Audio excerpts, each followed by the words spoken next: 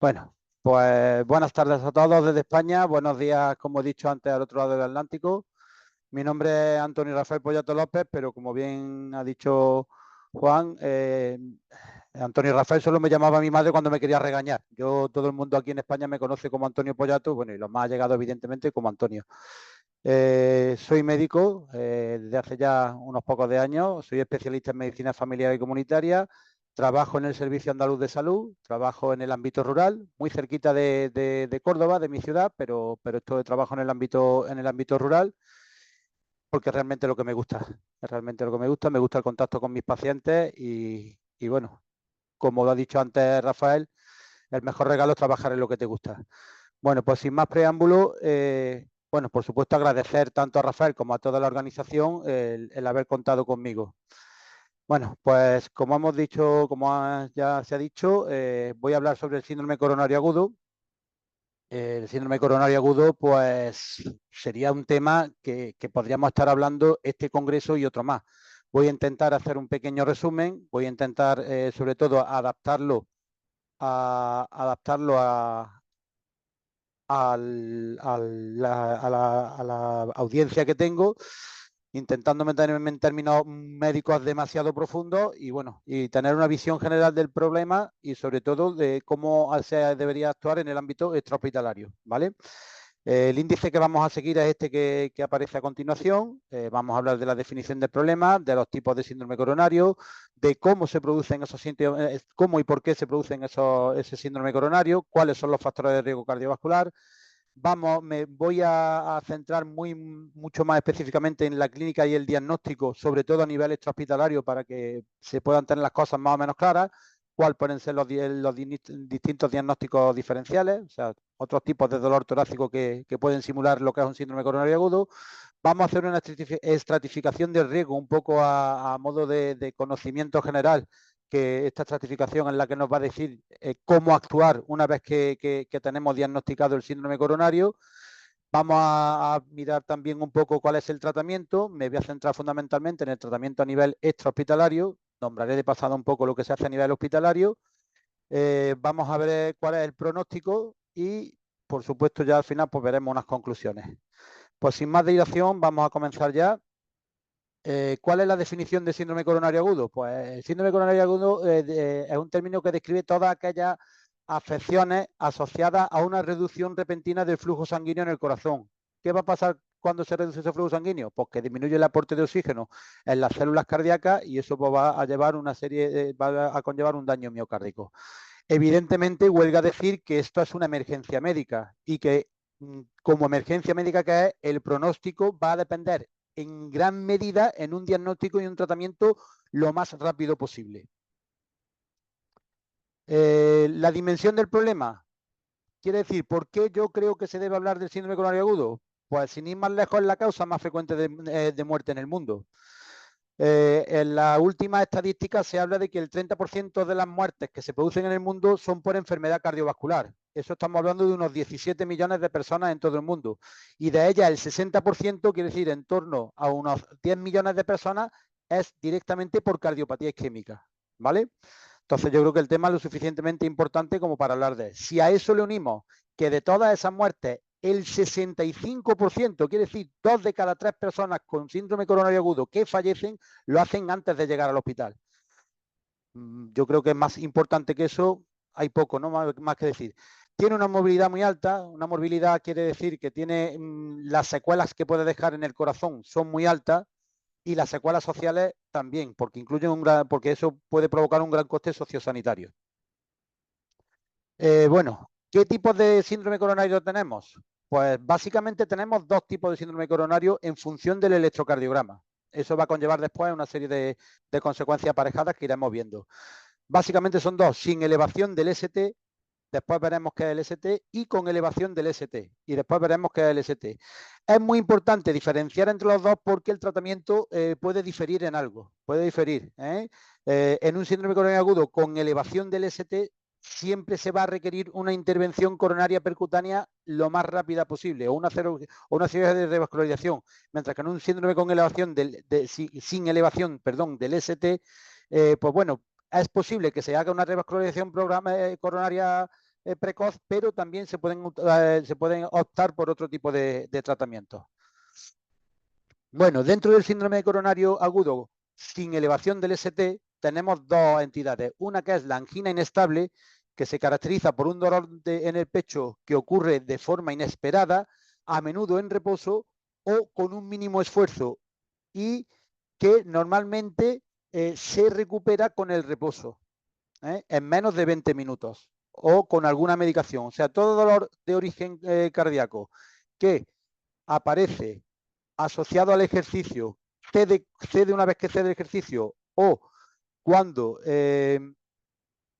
este paciente ya está diagnosticado y él dice, no, yo es que normalmente pues resulta que yo puedo andar 1 kilómetro y no noto nada. Y es que desde hace una semana, pues es que yo a los 100 metros me tengo que parar, porque es que me duele mucho.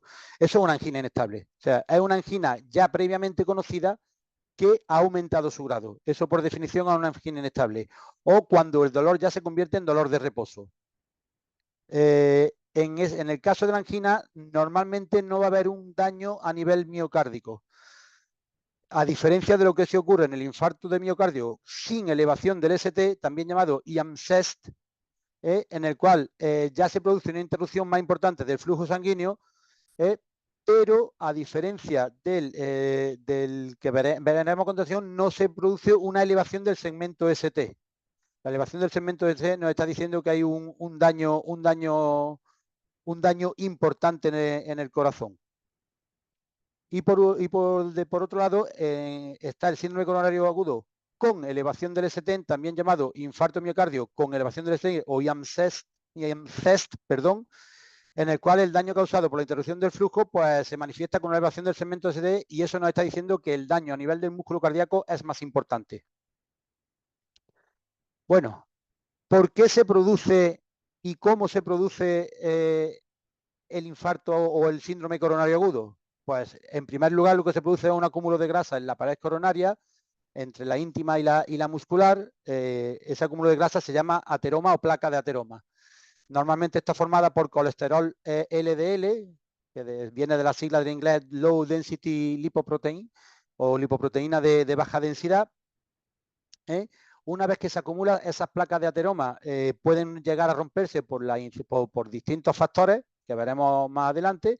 Esa rotura de la placa va a hacer que se forme un segundo. Vamos a ver si puedo bajar la cámara un poquito. Así. ¿Mejor ahora, Rafael? Sí, está bien. Sí, está bien, Perfecto. está bien. Vale, muy bien. Como iba diciendo, al romperse esa placa se va a formar un coágulo, que normalmente suelen ser coágulos de fibrina, a diferencia de los coágulos venosos, que suelen ser coágulos de Mathieu. En este caso es de plaqueta y de fibrina. Y eso puede llevar a una disminución en caso de que no ocupe toda la luz del vaso, o a una interrupción en caso de que ocupe toda la luz del vaso del aporte de oxígeno al miocardio con el correspondiente daño celular, reversible en caso de que se pueda, con la revascularización consigamos que no muera la célula cardíaca, o irreversible si se produce la muerte de la célula cardíaca. Aquí tenemos una imagen muy gráfica. Como podéis ver, las placas de ateroma son esas lesiones de color marrón amarillento que se forman entre la íntima y la muscular de la pared del vaso. Se rompe la placa, se liberan factores de coagulación y demás, y como pasa en cualquier herida, la fibrina intenta tapar esa rotura de la íntima y se forma ese coágulo o ese trombo que da lugar a la aparición del síndrome coronario. Perdón.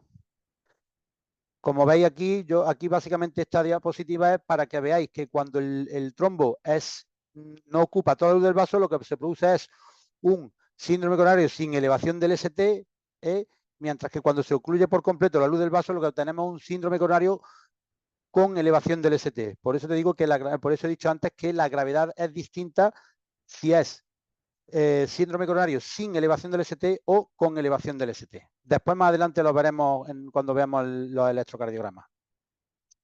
Bueno, existe una entidad, esto es simplemente a título informativo, que se llama MINOCA, que es el infarto de miocardio en ausencia de obstrucción coronaria. Quiere decir, es un infarto que se produce normalmente sin que haya estas placas de ateroma o estas roturas de la íntima y demás. Suele ocurrir alrededor del 6% de los casos, es más frecuente en pacientes más jóvenes y en género femenino. Y las causas son otras distintas, como puede ser el vasoespasmo coronario en una entidad que se llama angina Prinzmetal, la trombosis o embolia de la coronaria o la disección de la íntima, que es la capa más interna de la coronaria. ¿Cuáles son los factores de riesgo cardiovascular? Tenemos una serie de factores tradicionales que son los que todos conocemos, como son la hipertensión arterial, el LDL colesterol, como he dicho antes, la diabetes, sobre todo la tipo 2 o insulín resistente, el tabaquismo, muy importante el tabaquismo.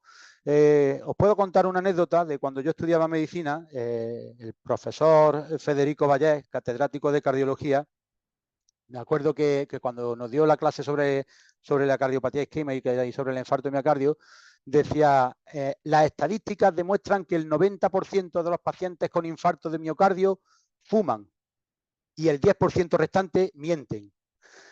Bueno, es una exageración, porque ya hoy día sabemos que hay muchos factores, pero sí es cierto, con esto yo creo que el gran catedrático, que en paz descanse, lo que quería era hacernos ver la importancia que tenía el tabaquismo en el desarrollo de la cardiopatía isquémica.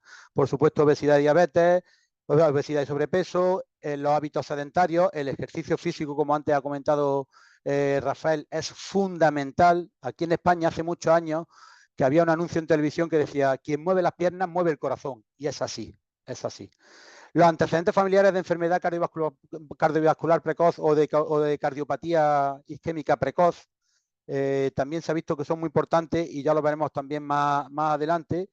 La edad, cuanto más edad, mayor probabilidad de tener cardiopatía isquémica, y el género, porque está bien demostrado que es mucho más frecuente en hombres que en mujeres, aproximadamente en una proporción 2:1, 3:1, dependiendo de las distintas áreas de zonas del mundo. Y los nuevos factores de riesgo cardiovascular. Son unos nuevos factores que se conocen de hace mucho tiempo, pero que ahora ya se les ha dado, digamos, una entidad propia, independiente. Estos factores lo que hacen es aumentar el estrés oxidativo en la pared de la coronaria, que liberan una serie de factores de inflamación que pueden colaborar en la rotura de esa placa de ateroma.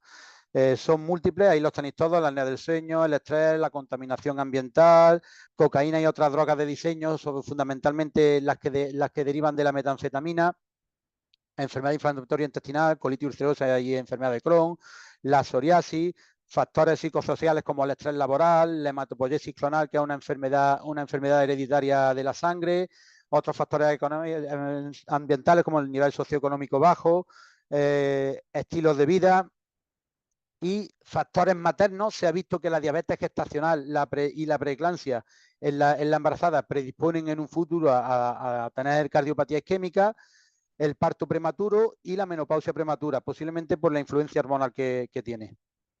La migraña en mujeres también se ha visto, la depresión también se ha visto que es un factor que puede derivar en la generación de cardiopatía isquémica, de síndrome coronario agudo. De hecho, creo que todos conocemos algún caso de la típica pareja anciana que fallece él o fallece ella y al mes o mes y algo fallece la que ha quedado viva, que todos le decimos ha muerto de pena. Pues ese morir de pena la mayoría de las veces por síndrome coronario agudo. Y las infecciones como el COVID-19 por el aumento del riesgo de trombosis que conlleva. La clínica. Bueno, la clínica es una clínica muy variada, como podéis ver ahí. De todos estos síntomas, el más importante sin duda es el dolor torácico, que dedicaremos más adelante, en la siguiente diapositiva una parte para hablar únicamente de él. Ese dolor puede ir acompañado de irradiación, tanto a hombros, brazos, sobre todo el izquierdo, espalda, cuello, mandíbula, las náuseas o los vómitos y la sudoración súbita. Esos síntomas son síntomas, tanto las náuseas, los vómitos como la indigestión, como la sudoración son síntomas neurovegetativos, y nosotros le llamamos en el ámbito médico el cortejo vegetativo del dolor torácico en la cardiopatía isquémica o en el síndrome coronario agudo. El dolor abdominal, fundamentalmente el epigástrico, Y esto es muy importante. ¿Por qué? Normalmente los síndromes coronarios agudos de la cara inferior del corazón que está en contacto con el diafragma, el dolor suele ser en la boca del estómago. Y muchas veces incluso solo, sin dolor torácico. Aparece un dolor en la boca del estómago. Quiere decir que en un paciente que tenga factores de riesgo cardiovascular, que tenga un alto riesgo cardiovascular y que tenga un dolor torácico, siempre se hace un electro para descartar que sea ese síndrome coronario agudo de la cara inferior del corazón. Lo veremos más adelante también en una diapositiva. La disnea, siempre y cuando ese infarto haya provocado un edema agudo del pulmón o una insuficiencia cardíaca, el paciente va a cursar con disnea o sensación de falta de aire. La sensación de enfermedad es un término que utilizamos mucho aquí en España, que es que cuando nosotros vemos a un paciente compungido, con la mirada baja,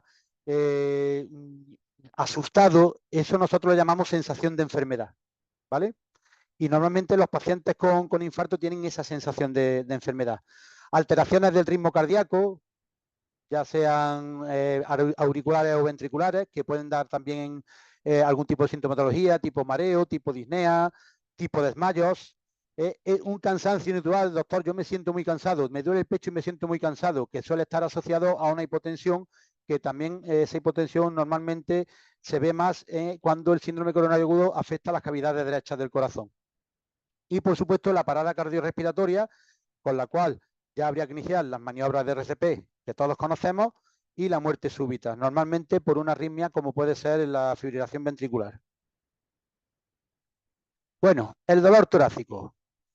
El dolor torácico sin duda es el síntoma más frecuente y más importante en la cardiopatía isquémica en el síndrome coronario agudo. A menudo lo describen los pacientes como una presión, como un pellizco, como un ardor, echándose mano al pecho.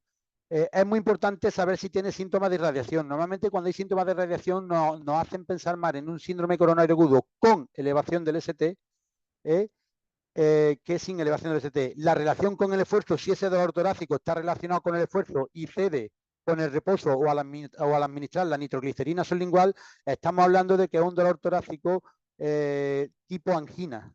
Con lo cual, dentro de que es un cuadro muy grave, pero no es tan grave y además ello significa que el tejido cardíaco que está sufriendo puede recuperarse. Como hemos comentado antes, ese cortejo vegetativo, que es más importante en el síndrome coronario con elevación del ST, esa sudoración, esas náuseas, ese malestar, incluso llegan a veces a vomitar. ¿eh? Hablamos de la duración también. Si la duración es mayor de 20 minutos, va a provocar daño miocárdico. Si la duración es menor de 20 minutos, como he dicho antes, va a ser una angina de pecho, lo cual es muy importante de cara al pronóstico. Y todo esto nos quiere decir, pues lo que he dicho al principio, que es fundamental la actuación rápida. Y también es importante saber que no todos los pacientes tienen dolor torácico. No todos los pacientes tienen dolor torácico.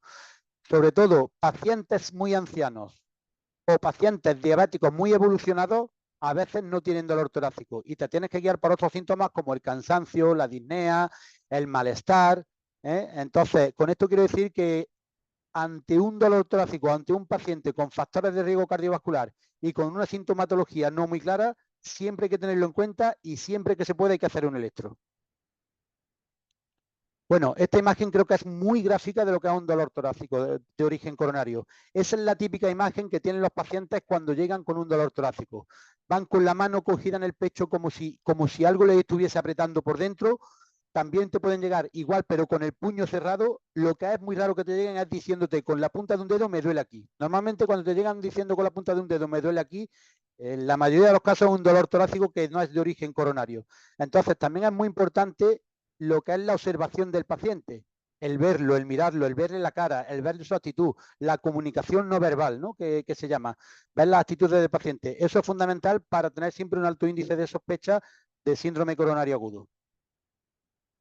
¿En qué basamos el diagnóstico? Pues básicamente en tres elementos fundamentales: la historia clínica, el electrocardiograma y la analítica. Evidentemente, nosotros lo que más nos va a interesar en el ámbito extrahospitalario son los dos primeros, la historia clínica y el electrocardiograma, que siempre hay que intentar, si se puede, hacerlo antes de llegar al hospital. La analítica pues la dejamos un poco para el hospital porque analizadores en el ámbito extrahospitalario pues no suele haber. Bueno, la historia clínica. La historia clínica debe ser completa, detallada y recoger todos estos aspectos que vamos a nombrar aquí a continuación. Ver qué factores de riesgo cardiovascular tiene el paciente. Pues se dice la edad, paciente varón de tal edad, con antecedentes de diabetes, hipertensión, tabaquismo, obesidad, lo que nosotros llamamos aquí, vale, este señor es una bomba de relojería, con piernas. Todo eso tiene que dar recogido en la historia clínica. Muy importante, tanto los antecedentes familiares como personales de cardiopatía isquémica y de enfermedad cardiovascular. ¿Por qué? Si un paciente ya sabemos que tiene una cardiopatía isquémica, que en su momento se revascularización, se le hizo una angioplastia percutánea, se le puso su stent y de buena primera comienza con dolor, nosotros ya sabemos que previamente está diagnosticado de cardiopatía isquémica, que se ha podido tapar el stent, que ha podido aparecer otra arteria coronaria que se haya tapado. En fin, es muy importante recoger esos antecedentes. Y los familiares también es muy importante recogerlos porque en España uno de los conceptos de alto riesgo cardiovascular o de alto riesgo para sufrir una cardiopatía isquémica es el que tenga familiares varones con enfermedad cardiovascular o coronaria por debajo de los 55 años o cuando son mujeres por debajo de los 60 años. Una mujer que tenga un infarto por debajo de los 60 años, el hijo ya por eso se sobreentiende que tiene un alto riesgo cardiovascular. Lo mismo que si su padre ha tenido cualquier evento cardiovascular por debajo de los 55 años. Muy importante, como hemos dicho antes, las características del dolor torácico. Sabemos que dolores torácicos hay muchos, pero las características que hemos nombrado antes siempre te van a indicar y te van a hacer sospechar que puede ser un dolor torácico. Los síntomas de irradiación, como hemos visto antes, la relación o no con el esfuerzo, el cortejo vegetativo, ver la aparición de otros síntomas como la disnea, la hipotensión, que eso te va a orientar, pues si tienes una hipotensión, pues te va a orientar a que posiblemente ese síndrome coronario agudo sea de cavidades derechas, porque normalmente los síndromes coronarios agudos que afectan al ventrículo derecho suelen provocar hipotensión por un defecto en la precarga. La auscultación cardíaca, que te va a hablar sobre la presencia de arritmias, de soplos, de ritmos de galope, de terceros tonos, de cuartos tonos, que también te puede orientar un poco hacia la complejidad del síndrome coronario. Y, por supuesto, fundamental la recogida de constantes. Sobre todo, tensión arterial, frecuencia cardíaca, saturación de oxígeno, glucemia y temperatura. El electro, pues evidentemente el electrocardiograma es la herramienta fundamental junto con la clínica que disponemos en el ámbito extrahospitalario para el diagnóstico del síndrome coronario agudo. Está basada la base del electrocardiograma es el registro de la actividad eléctrica del corazón, en las cuales vemos las ondas P, Q, R, S y T, que más adelante describiremos. Debe realizarse en los primeros 10 minutos de la asistencia. ¿Por qué? Pues por lo que estamos diciendo. Cuanto antes se haga el diagnóstico, antes se empieza el tratamiento y menores son las repercusiones del síndrome coronario. Entonces, siempre todos los protocolos nos dicen que el electro debe estar hecho antes de los 10 minutos de iniciar, o sea, en los primeros 10 minutos de iniciada la asistencia, ¿vale? Se hace un electro de 12 derivaciones, que son esas que están ahí, 1, 2, 3, AVR, AVL, AVF y de V1 a V6. Hay que llevar siempre una lectura sistemática en el electro. Quiere decir, leer un electro es como leer un libro. Nadie empieza un libro por la mitad del libro o por el final del libro. Entonces, siempre hay que llevar una sistemática que normalmente es ver el ritmo, ver el eje, ver la onda P, ver el QRS, ver el T, ver la distancia entre el P y el QRS, ver la distancia entre el QRS y la T, y todo eso pues te va dando una información, pero siempre llevando una sistemática, porque si no siempre se te va a olvidar algo. Quiere decir, si tú no llevas una sistemática leyendo un electro, es como si tú un libro te lees la página 1, después la 20, después la 52 y no sabes de qué va el libro. Y siempre se te va a pasar algo. Entonces es muy importante llevar siempre una sistemática a la hora de leer el electro. Perdón. ¿Qué es lo que buscamos en el electro? Pues buscamos alteraciones del ST. Las alteraciones del ST son las que nos van a indicar la existencia o no de cardiopatía isquémica. Y una cosa muy importante, por eso lo destaco, un electro normal no excluye el diagnóstico de síndrome coronario agudo, sobre todo cuando estamos hablando de una angina de pecho, ¿vale? De hecho, la angina de pecho es un criterio clínico, no electrocardiográfico. Entonces, ante un paciente que tenga un dolor con características coronarias, que tenga un factores de riesgo cardiovascular y que tenga todo, si tiene un electro normal, me da igual. Tiene que ir al hospital de todas formas, porque hay que confirmar que ese electro normal es cierto o que es electro normal porque en el momento en que tú le has hecho el electro no tiene dolor, con lo cual las estimulaciones eléctricas ya se han corregido, pero le hacen una analítica y las troponinas están altas. ¿Vale? Como veremos más adelante, la troponina es lo que nos es el indicador bioquímico de síndrome coronario agudo, de daño miocárdico, ¿vale? Entonces, muy importante, ante un dolor torácico con alta sospecha de que sea de origen coronario, un electro normal no lo excluye e igualmente debe ir al hospital. Bueno, aquí tenemos lo que es un electro normal, ¿eh? Y un poco la imagen de al lado es un poco el sistema eléctrico del corazón para que vosotros más o menos veáis de qué se trata. Bueno, pues la P es la onda de despolarización auricular, auricular que se forma en el nodo sinoauricular y corre por las paredes de la aurícula derecha, se transmite hacia la aurícula izquierda y llega hasta el nodo auriculoventricular, donde se produce la despolarización de los ventrículos, que sería el QRS, a través del haz de His y de la red de Purkinje, el haz de His que se divide en la rama derecha del haz de His que va al ventrículo derecho, la rama izquierda del haz de His que va al ventrículo izquierdo y la red de Purkinje que es, digamos, los capilares de esa red eléctrica del corazón. De manera que de ahí sale el complejo del electro. La P sería la despolarización que coincide con la sístole o contracción auricular. El QRS sería la despolarización ventricular que coincide con la sístole o contracción tanto del ventrículo izquierdo como del ventrículo derecho.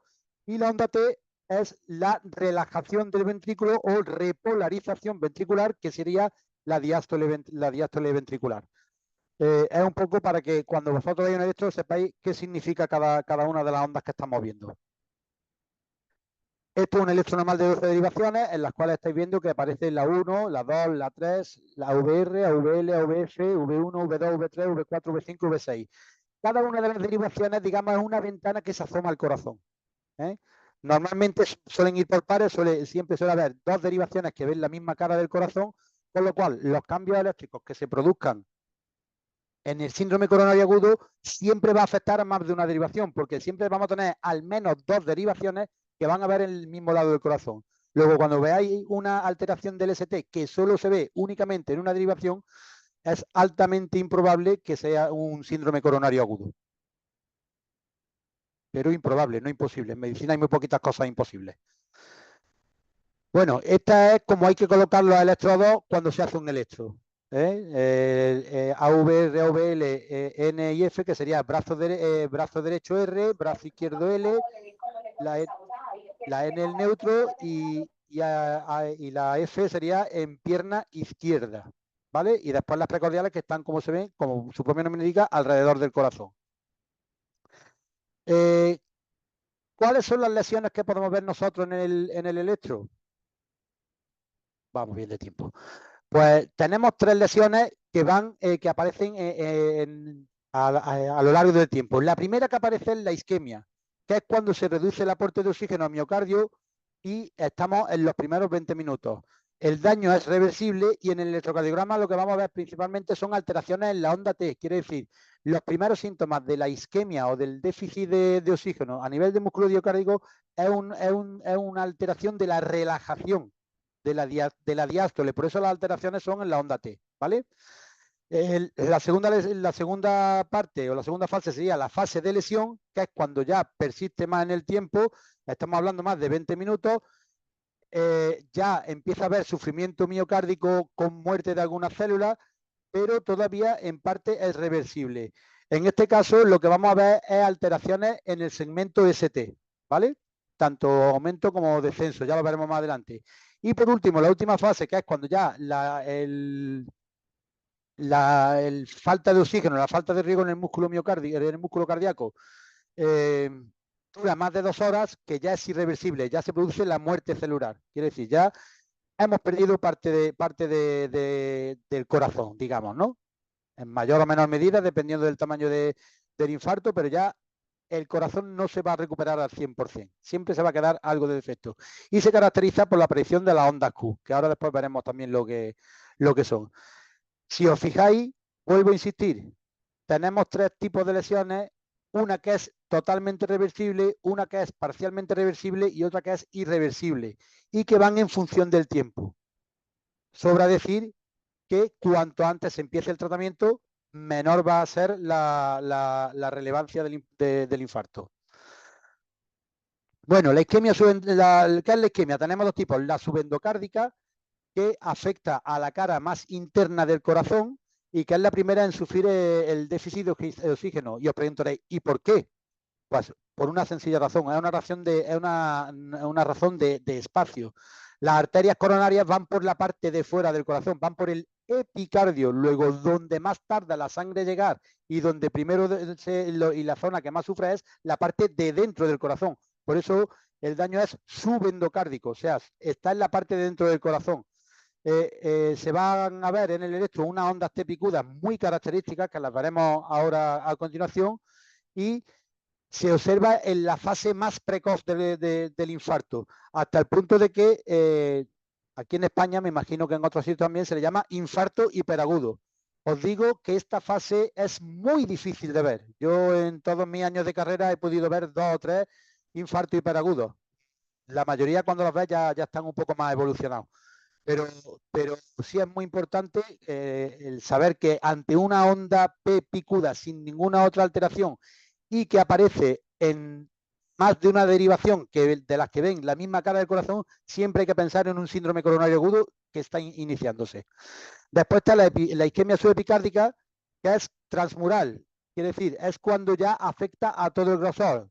Normalmente la primera suele ser provocada sobre todo cuando el trombo no es completo y ya cuando el trombo ocluye por completo la luz del vaso, afecta por completo a todo el músculo miocárdico y por eso se llama transmural. Se llama subepicárdica, pero en realidad es transmural, quiere decir, ya afecta a toda el grosor del músculo cardíaco. En este caso, las TED no son picudas, sino que son planas o invertidas. Y en este caso, ya en la mayoría de las ocasiones suele estar ya asociada a alteraciones del ST.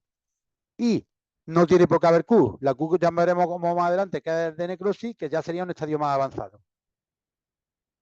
Por último, lo que os he comentado está provocado por una obstrucción parcial, no es transmural y se caracteriza la lesión subendocárdica. En el electro lo que vamos a es un descenso del ST. O sea, si tú tienes la línea que nosotros llamamos isoeléctrica del corazón, que es donde transcurre normalmente el electroencefalograma, veremos que el ST está más abajo y eso se llama descenso del ST. Y normalmente ocurre, como he dicho antes, en el síndrome coronario sin elevación del ST, que tiene menos gravedad dentro de la gravedad que el otro, con elevación del ST. Y la lesión subepicárdica ya se corresponde pues con una obstrucción total de la arteria coronaria, como he dicho y como vimos en la diapositiva del principio. Si es transmural, quiere decir, como hemos dicho antes, afecta a toda la superficie, a todo el grosor del músculo cardíaco y a diferencia de la subendocárdica, lo que se produce en este caso es una elevación del ST. Quiere decir, el ST está por encima de la línea isoeléctrica y siempre se va a ver en todas las derivaciones que vean la misma cara del corazón. Esa lesión ya es más importante y a menudo suele ser irreversible. Es verdad que hay una zona que se llama de penumbra asociada a esa lesión subepicárdica que la podemos recuperar con la intervención rápida, con la angioplastia coronaria, la revascularización rápida del músculo cardíaco. Y por último, la necrosis, que es la muerte celular, ya no es reversible, ocurre por la persistencia en el tiempo. Ya hemos visto que ya en más de 2 horas de evolución ya empieza a aparecer la onda Q. Estamos hablando de que son ya fases mucho más avanzadas del infarto agudo miocardio con elevación del ST.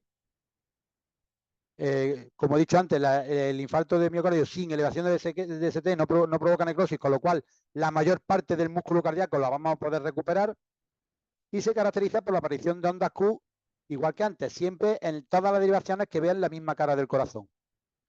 Y a diferencia del ST, de la elevación y del descenso del ST, que en el momento en que se corrige la isquemia del corazón suelen desaparecer, la onda Q suele permanecer en el tiempo. Quiero decir, la onda Q es como una imagen de la cicatriz que deja el infarto en el corazón.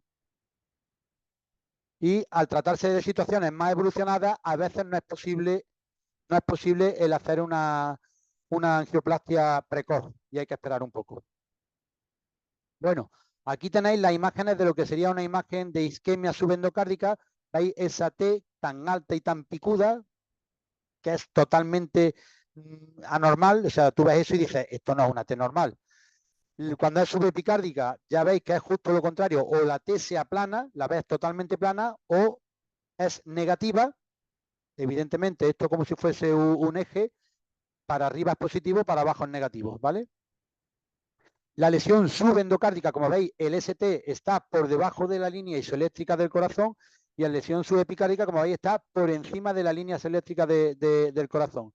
Y en la imagen del lado, pues podéis ver cómo la isquemia se corresponde con la onda T. En este caso sería una isquemia subepicárdica, porque vemos que la onda T es negativa. La lesión, que en este caso sería una lesión subepicárdica, que el ST está aumentado, y la Q de necrosis, que si veis la Q es esta imagen del QRS. Si veis, la Q normalmente es muy pequeñita y en este caso la Q, pues si os fijáis, es mucho más profunda. Esa Q profunda nos está indicando de que hay una muerte celular en el corazón. Bueno, ¿cuáles son las caras las derivaciones, como hemos visto antes, que vemos más o menos las mismas caras del corazón? Pues tenemos lo que serían las derivaciones que ven la cara derecha del corazón, serían V1 y V2. Las derivaciones que ven la cara anterior del corazón serían V3 y V4, que V1 y V2 sería ventrículo derecho y septo. V1 y V2 es V3 y V4 serían la pared anterior del ventrículo izquierdo. V5 y V6 serían la parte lateral baja, 1 y OVL la parte lateral alta, y la derivación inferior y la inferior, que serían 2, 3 y AVF. Quiere decir, siempre que hay un síndrome coronario agudo con elevación del ST, vamos a ver, viendo en qué derivación aparece, pues vamos a ver qué lado del corazón está afectado.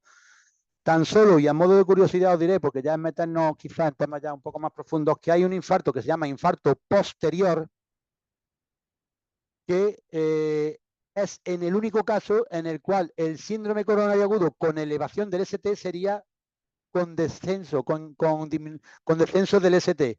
¿Por qué? Porque el infarto posterior estaría en la parte de atrás del corazón, justo opuesto a V1 y V2. Quiere decir, como esto estamos hablando de vectores eléctricos, que esto es un mundo, si tú en V1 y V2, que está en la parte delante del corazón, los vectores eléctricos hacen que salga en positivo y que el ST suba, al estar en posterior, el vector es negativo. Entonces, la imagen quedaría el síndrome coronario agudo con elevación del ST. En el caso del infarto de cara posterior, no sería una elevación, sería un descenso. Es un poco lioso y simplemente a modo de curiosidad. Tampoco quiero que penséis mucho en ello. Bueno, y ya en el diagnóstico, del diagnóstico lo que vamos a hablar es de la alteración analítica muy poquito. Actualmente solo se utiliza la troponina. Las troponinas son unas proteínas que intervienen en la contracción muscular cardíaca y que cuando la célula muscular sufre, se liberan al torrente sanguíneo y nosotros podemos medirla. Esa elevación de las troponinas es un marcador muy sensible y muy específico. Quiere decir que unas troponinas normales prácticamente descartan casi en un 100% el que haya un síndrome coronario, mientras que unas troponinas elevadas prácticamente confirman casi en un 100% que haya un síndrome coronario. Eso ha hecho que el resto de parámetros que midiésemos antes, como eran las enzimas hepáticas ST y ALT, que también se liberaban de la rotura muscular, y la creatinfosfoquinasa o la CK, en su fracción MB, que era más frecuente en el músculo cardíaco, pues prácticamente estén ya en desuso. Ya hoy día medimos troponina y nos olvidamos del resto. Diagnóstico diferencial, muy rápido porque quiero acabar pronto para que haya debate. diagnóstico diferencial, pues la angina estable, que es ese dolor que he dicho antes, que bueno, que es en el pecho, pero que el paciente lo conoce, que tiene su tratamiento puesto, que cuando fuerza más de la cuenta aparece, pero en el momento que se para cede o si no con su nitroglicerina que siempre la lleva encima se la toma y desaparece nuevamente. Eso es una angina estable, una angina que está diagnosticada, que está tratada y que como no ha habido ningún cambio, pues no hay que hacer nada, sino simplemente seguir. La pericarditis aguda, que es un dolor también un poco tipo punzante y demás, es un dolor que aumenta cuando echa el cuerpo hacia adelante por el roce del corazón con el pericardio y se acompaña de roce pericárdico cuando lo escucha, cuando oculta, y en el electro hay una diferencia fundamental, hay una elevación del ST, que cuando uno la ve dice, ¿cómo puede ser que tenga un infarto en todo el corazón? Porque todos los ST están elevados en todas las derivaciones. Normalmente cuando pasa eso es una pericarditis, ¿vale? La miocarditis, que es un dolor torácico en la cual no normalmente el electro no suele dar elevación del ST o descenso del ST, que se acompaña de síntomas de insuficiencia cardíaca, de arritmia, y a pesar de tener un electro sin elevación del ST, las troponinas están elevadas. ¿Por qué? Porque hay un daño del músculo cardíaco, porque hay una inflamación del músculo cardíaco. La estenosis aórtica, que es un dolor que se suele asociar con ahogo, con disnea, y que cuando tú escuchas hay un soplo a nivel del foco, del foco aórtico en la auscultación. La disección aórtica, que es una entidad muy grave, que es un dolor torácico, que la gente le describe como si le rajara, como si lo partiera, que se le va para la espalda, que te comenta cuando ya lleva a lo mejor una hora de evolución, lo tenía muy alto y me está bajando, porque eso significa que está diseccionando la íntima de la aorta y que en cualquier momento pues, puede haber una rotura aórtica, un cuadro extremadamente grave. El tromboembolismo pulmonar, que es un dolor torácico más sordo, no tan intenso, que eso puede aumentar un poco al respirar, es un dolor torácico distinto y que tiene también un patrón que a veces aparece en el electro, que ahora mismo no lo vamos a comentar. La miocardiopatía hipertrófica y la emergencia hipertensiva, que lo que hacen son lo que nosotros llamamos angina hemodinámica. ¿Por qué? La miocardiopatía hipertrófica es una entidad en la cual el músculo cardíaco aumenta de tamaño. Es un cuadro de carácter congénito y hereditario, y lo que hace es que el músculo cardíaco crece en sobremanera. ¿Qué pasa? Que las arterias coronarias no tienen la suficiente capacidad como para, en momentos de ejercicio y demás, llevar a ese músculo cardíaco tan desarrollado toda la sangre que necesita. Quiere decir, hay una disrupción, hay una alteración entre la oferta y la demanda. Hay una demanda muy alta y la oferta es limitada. Y con la emergencia hipertensiva pasa un poco lo mismo. El corazón tiene que aumentar tanto su latido cardíaco para superar ese pico de tensión para que la sangre salga del corazón, que hace que requiera un aumento de las necesidades de oxígeno y que se produzca esa angina, sin que eso signifique que haya daño coronario. Bueno, muy importante, la estratificación del riesgo. Esto nos va a servir a nosotros, el estratificar el riesgo, para saber cuán alta es la gravedad del cuadro y la rapidez con la que tenemos que actuar. Tenemos 3 tipos de riesgo: alto, intermedio y bajo, ¿vale? El riesgo alto, pues, ¿cuándo consideramos que un paciente tiene riesgo alto? Pues cuando hay una inestabilidad hemodinámica, quiere decir, hay un shock cardiogénico, una hipotensión severa, un edema agudo de pulmón, o se ha roto un músculo que se llama músculo papilar que sujeta las valvas de la válvula mitral, y al romperse el músculo papilar, la válvula mitral cede y se produce una insuficiencia mitral brusca que mete en edema agudo de pulmón al paciente en cuestión de minutos. Una angina recurrente con tratamiento adecuado, lo que hemos dicho antes, este señor tiene un tratamiento correctamente puesto y cada vez aguanta menos, cada vez esa angina de esfuerzo, el esfuerzo es menor. Eso ya me está diciendo que ahí hay una gravedad. Cuando la angina se convierte en reposo, digo usted, yo antes andaba eso y ahora ya sin moverme me duele. Eso ya me está diciendo que es importante, y ahí ya vamos a ver cambios en el ST. Las alteraciones marcadas o persistentes en el segmento ST, quiere decir, Si tú tienes un segmento ST que no cede, a pesar de que tú ya le hayas puesto su tratamiento y eso, nos está diciendo que es un cuadro grave y que el riesgo que tiene de ser una cardiopatía isquémica, un síndrome coronario agudo severo es muy alto. Las troponinas marcadamente elevadas, quiere decir, hay una relación directa entre el nivel de troponina y la gravedad del síndrome coronario, hasta el punto que si el nivel de troponina es 10 veces superior a lo normal, estamos hablando de un riesgo alto. ¿Vale? La angina por infarto también, o sea, un señor que ha tenido un infarto y al día siguiente de tener un infarto vuelve a tener angina, nos está diciendo que hay algo falla, que hay algo hay grave, ¿no? Que no, la reperfusión no se ha hecho por completo, algo hay altero. Evidentemente las arritmias ventriculares graves, las más graves son la taquicardia ventricular y por supuesto la fibrilación ventricular, y la fracción de eyección del ventrículo izquierdo disminuido, quiere decir, un paciente que tenga un infarto o que previo a tener un infarto tiene la fracción de eyección es la cantidad de sangre que es capaz de mandar el ventrículo izquierdo hacia el torrente sanguíneo con un latido. Lo normal es una fracción de eyección normal entre el 55 y el 60%. Quiere decir que de toda la sangre que hay en el ventrículo izquierdo, entre el 55 y el 60, por encima del 55 o el 60% sale hacia aorta, significa que la función cardíaca es normal. Cuando hablamos de una fracción de eyección del ventrículo izquierdo disminuida de 0,35, quiere decir que menos del 35% de la sangre, quiere decir que solo un tercio de la sangre que hay en el ventrículo izquierdo pasa al torrente circulatorio. Eso nos está hablando de un fracaso ya cardíaco muy serio. Riesgo intermedio, cuando no se cumple ninguna de las anteriores, tenemos una onda T negativa, quiere decir, una onda T negativa, estamos hablando de que hay isquemia, pero no hay lesión, con lo cual estamos en una fase muy precoz. Cuando hay antecedentes de infarto, revascularización coronaria de años atrás, quiere decir, el típico paciente que lo que hemos comentado antes, hay un paciente que viene, mire usted, tengo un dolor en el pecho, tal y cual, llevo media hora, se me ha descompuesto un poquito el vientre y usted tiene antecedentes de infarto, pues mire, sí, yo hace 2 años tuve un infarto y me pusieron un muelle. Aquí en Córdoba, aquí en España, la gente a los stent coronarios le dicen muelle. Me pusieron un muelle. Pues eso te debe sospechar que ese dolor, y si tiene alteraciones del ST y demás, estamos hablando de un cuadro grave, de un cuadro que evidentemente hay que actuar rápido. No tan grave como los anteriores, pero que es un cuadro grave. Los antecedentes, la afección vascular en otros territorios es muy importante.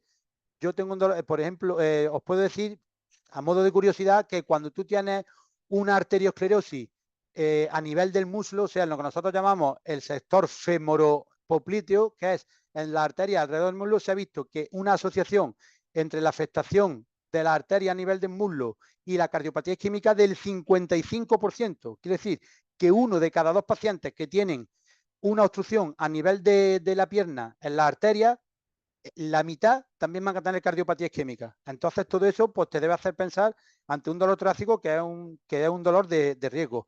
La diabetes mellitus, como hemos comentado antes, sobre todo la insulín resistente, no la insulín dependiente, la edad mayor de 50 años y cuando las troponinas están altas. Ya he dicho antes que cualquier nivel de troponina nos indica daño cardíaco, pero si ese nivel de troponina es menor a 10 veces el valor normal, estamos hablando de que el riesgo es intermedio. Esto no significa que no haya que hacer nada, hay que hacerlo igual, pero estamos ante un riesgo menor.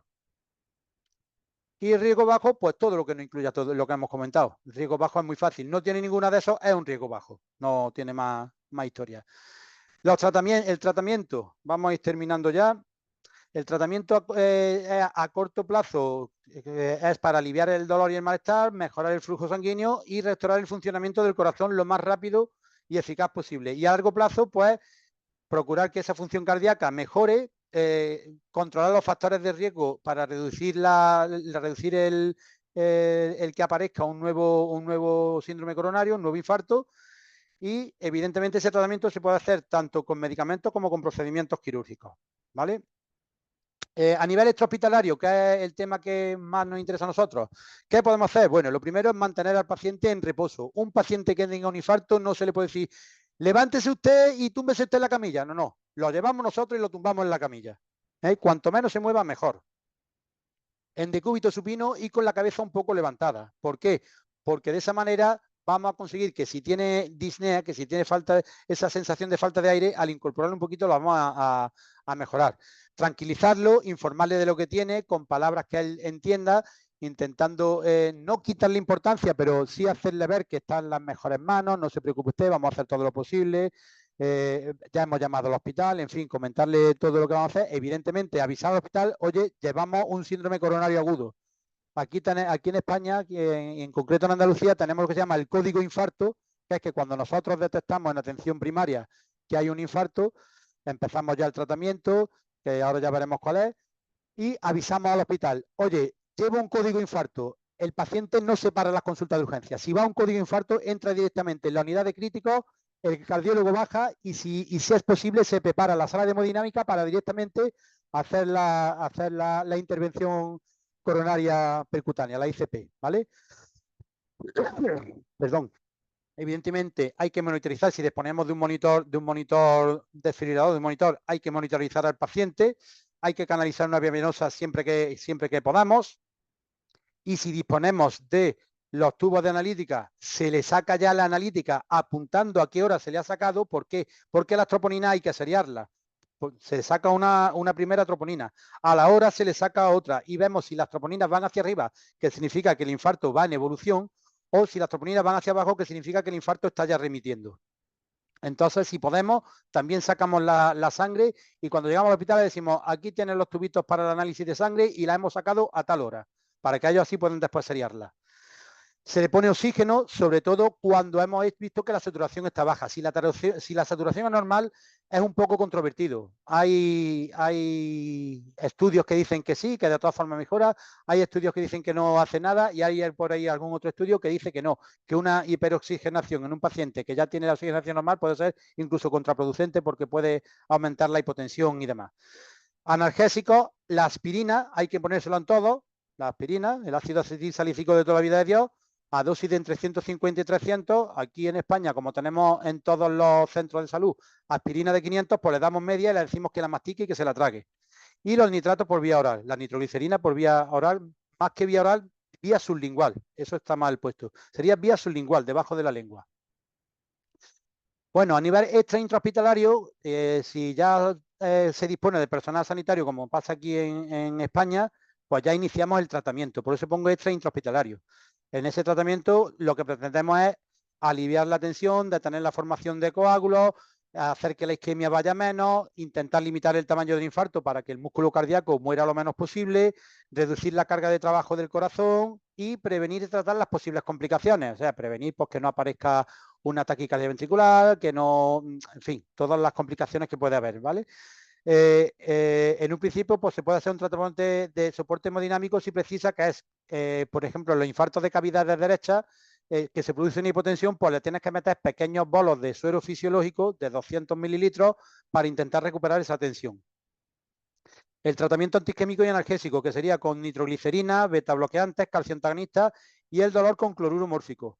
Cloruro mórfico, ahora después veremos una diapositiva en la cual pone las dosis de todos los fármacos, pero en un principio se pondrían entre 3 y 5 miligramos. Nosotros lo que hacemos aquí en España es que como las ampollas de cloruro mórfico son de 10 miligramos y tienen 1 mililitro, para que sea más fácil el dosificarlo, lo que hacemos es diluir esa ampolla de 1 mililitro con 10 miligramos en 9 centímetros de suero fisiológico, con lo cual ya sabemos que cada centímetro cúbico es 1 miligramo. Entonces le dice a la enfermera, ponle 3 centímetros cúbicos, o ponle 4 centímetros cúbicos, ponle 2 centímetros cúbicos más, y sabemos que le estamos dando por cada centímetro 1 miligramo. En fin, eso es para facilitar la cosa. Tratamiento anticoagulante, el tratamiento antiagregante, la aspirina, como hemos dicho antes, se pone siempre y después unos inhibidores más selectivos de la antiagregación, que son los P2Y12, que son básicamente el clopidogrel, el plasugrel y el ticagrelor, que esto normalmente se hace cuando tú puedes preparar al paciente para la intervención coronaria percutánea. Quiere decir, si tú ves que el paciente lleva menos de 2 horas, que podemos recuperar mucho músculo cardíaco, tú has avisado al hospital de que lleva un paciente, cuando llega allí le dices, ya le hemos dado, normalmente utilizamos el clopidogrel o ticagrelor, ya le hemos puesto el clopidogrel, porque eso lo que está haciendo es prepararlo para que le puedan hacer la angioplastia. El tratamiento con anticoagulante, pues ahora mismo está un poco... es controvertido, es controvertido. Parece ser que está más indicado en pacientes en los que ya hay una insuficiencia cardíaca de base, pero si el paciente está estable y la distancia, o si va a tardar mucho en llegar al hospital, pero si el paciente está estable y la distancia al hospital no es muy larga, no está muy indicado el poner tratamiento anticoagulante y normalmente se hacen con heparinas de bajo peso molecular. Y los fibrinolíticos, que actualmente el que más se utiliza es la tenecteplasa, que es, también se puede hacer aquí en España, se hace fibrinolisis extrahospitalaria, sobre todo igual, cuando tú se supone que vas a tardar mucho tiempo en llegar al hospital, pues tú lo que haces es meter un medicamento fibrinolítico que lo que hace es intentar disolver ese coágulo de fibrina que se ha formado. Cada vez se hace menos, sobre todo porque desde que se hace la angioplastia percutánea precoz, cada vez se hace menos fibrinolisis, pero tiene sus indicaciones, ¿vale? Y después, pues otros como pues, son los inhibidores de la bomba de protones, las estatinas, en fin, que son medicamentos ya a más largo plazo. Bueno, lo que he dicho, aquí tenéis una hoja de medicación de de cuáles son los medicamentos que se utilizan y en las dosis que se utilizan. Como veis, son muchos, vamos un poco pillados de tiempo y bueno, pues como yo la presentación se la voy a entregar a Rafael, el que la quiera, pues se la puede pedir la presentación a Rafael y tenerlo es. Tratamiento hospitalario, pues la ICP, la intervención coronaria percutánea o también llamada angioplastia coronaria, el bypass coronario, cuando no es posible la angioplastia, se hace un bypass coronario, que eso ya estamos hablando de una intervención con una circulación extracorpórea, y cuando el músculo cardíaco se queda tan dañado que no es posible recuperarlo, pues el trasplante cardíaco. Se mandaría lo que aquí se llama un código cero, que es que primer corazón que salga en toda España se le trasplanta a esa persona. Pronóstico. Bueno, el pronóstico ya hemos estado hablando un poco del pronóstico, ya estamos llegando al final. El pronóstico pues es muy variable y sobre todo depende fundamentalmente de la rapidez del diagnóstico, de la rapidez del tratamiento. Evidentemente, presencia de comorbilidades, la gravedad, en fin, todo lo que hemos estado hablando antes y es un poco redundar en lo mismo. Actualmente el pronóstico, desde que hay una mayor actuación a nivel prehospitalario y hay una mejor coordinación con el hospital, es verdad que el pronóstico ha mejorado bastante. Bueno, conclusiones, y ya con esto vamos a ir terminando. Es un gran problema sociosanitario, la mortalidad prehospitalaria es muy alta, con lo cual es muy importante que haya un buen diagnóstico y una vez antes de llegar al hospital y que los profesionales estén bien formados para ello. El pronóstico, como hemos dicho, es variable y lo que está muy claro es que con un tratamiento adecuado y un estilo de vida saludable, la mayoría de los pacientes pueden tener una buena calidad de vida, incluso a largo plazo. Resumiendo, ahí tenéis lo que es un esquema de cómo se actuaría con un dolor torácico. Pues el dolor torácico es sugestivo por la anamnesis, es sugestivo de que pueda ser coronario, se hace el electro antes de 10 minutos y dependiendo de lo que hay, qué es lo que hay que hacer y qué es lo a qué llegaremos, y evidentemente en todos los casos de IAM-CEST y angina inestable hay que derivarlo al hospital, ¿vale? Y bueno, y con esto damos por concluida la charla, espero que os haya gustado y simplemente pues ahí tenéis una imagen de la feria de mi ciudad que empieza mañana. Muchísimas gracias por vuestra atención.